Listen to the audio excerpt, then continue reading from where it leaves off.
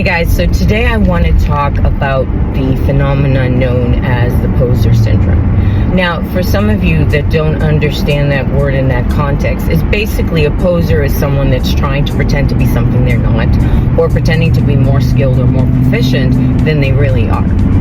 Now, the sad reality is that a lot of us have felt that syndrome where we are sitting there saying, I don't belong here. It's going to be any day now that they're going to say, no, you don't deserve this job. No, you're not good at this. No, you don't belong in this school. No, you don't belong with this person. But think about it. It's our own insecurities that's making us feel that way. Now, the reality is that every single one of us are special. And by special, I don't mean helicopter parent generation. I don't mean gentle parenting. I mean the fact that every single one of us has something, some gift, something that no one else has. Think about it. And you can say, well, that's impossible. There's been millions and millions and billions of people in this earth since the beginning of time. Well, yeah, so there's been millions and millions of different species and insects and animals that we probably don't even know about, yet they're all different. So if nature or God has taken the time to create these animals, these insects, these creatures, these trees, these flowers individually, why would it be so out of the realm of the possibility that you have a gift that no one else has? I'll give you an example. A motivational speaker could go and give this speech in front of 1,000 people, and he's moved 20 people. Those people can't wait to get home and implement everything that person has said. Let's take another speaker, and he speaks to another 1,000 people that are different from the first group. Now all of a sudden there's 200 people that were moved. Something spoke to them about what that message was. Now, I'm going to take that same message. I'm going to give it to 1,000 different people. And at the end of that talk, there's over 800 people that are standing and cheering and just feeling like, yes, this is what I needed to change my life. Because I touched them. I reached them. There was something about how I said it that really touched them. Now, does that mean that the other two speakers aren't good at their job and I'm just like some miracle worker phenomenon? No, that's not the case at all. It's just that sometimes it takes a certain person to do something that's going to touch a certain person. Think about that. How many times haven't you been told something by your parents? I'll give you a great example. My husband is awesome at baseball coaching. He was an awesome baseball player. I can't tell you how many times he would say to my son, Jose, listen, this is what you need to do to fix your hitting. This is what you need to do to adjust your stance. Yeah, Dad, yeah, Dad, yeah, Dad. But guess what?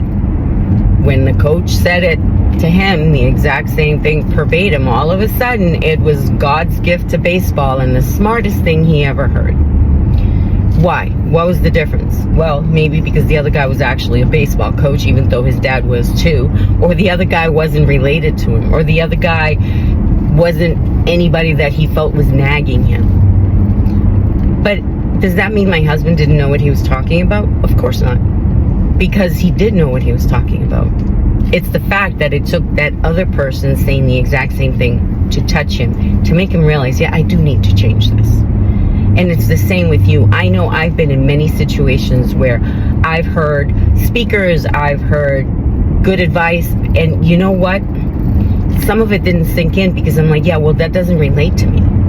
But then there was one speaker at the beginning, way back, that literally slapped me upside the face. And I'm like, oh my God, that person is right. I can do this.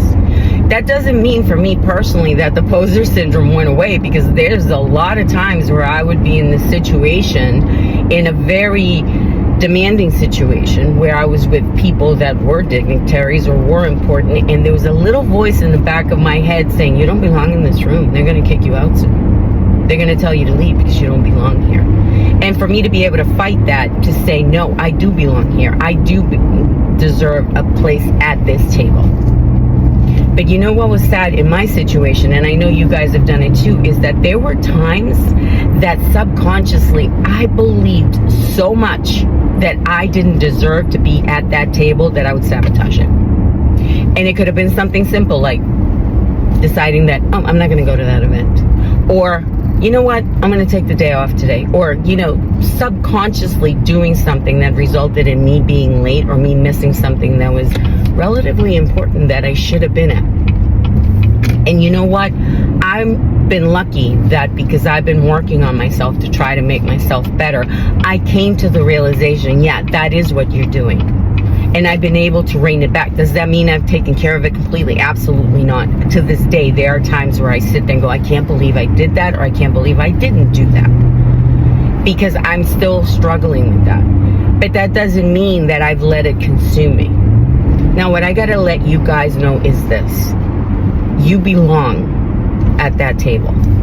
That dream in your head that keeps you awake at night, that goal, that desire, that certain something that has you just unbelievably restless because this is something that you have to do, you deserve that. You're not crazy. That is your gift, whatever that gift is. And you know, the reality is that no one can take that away from you. You know, I love to sing. Can I sing? Am I a singer? Absolutely not. But that doesn't stop me from singing in my car. I've told you before, hey, a 3-hour trip is not a road trip with me. It's a 3-hour concert starring me. And my family knows that. And I'm not annoying, like really loud or what. Well, I am when I'm by myself. But when there's other people in the car, I do sing along.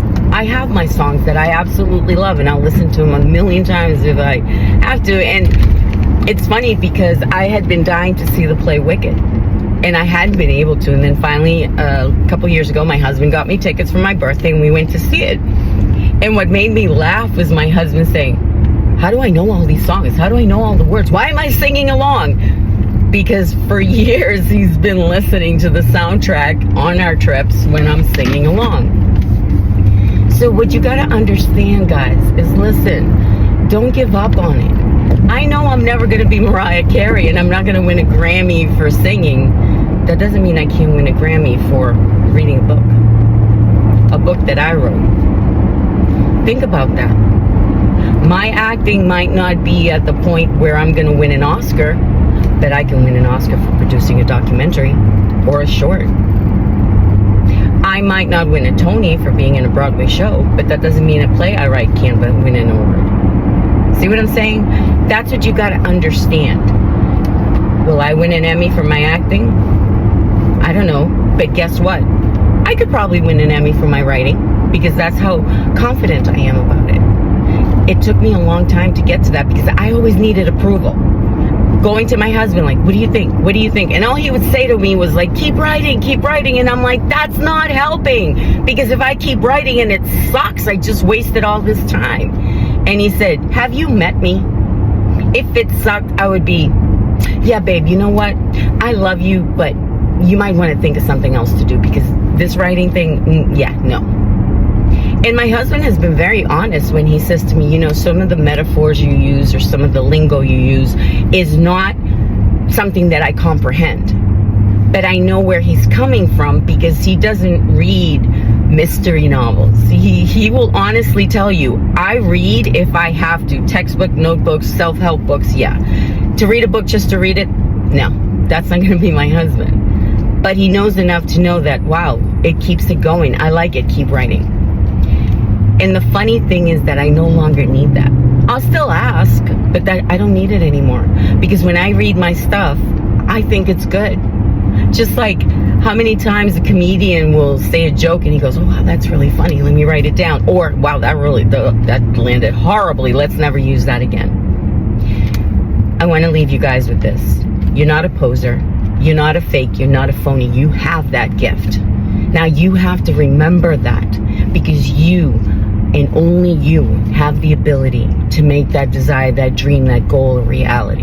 And it doesn't mean you're going to magically know how to do it, but you can find out how you can get there. All right, guys, use your gift. Don't be afraid to share it. And remember, don't ever let anybody take your dreams away.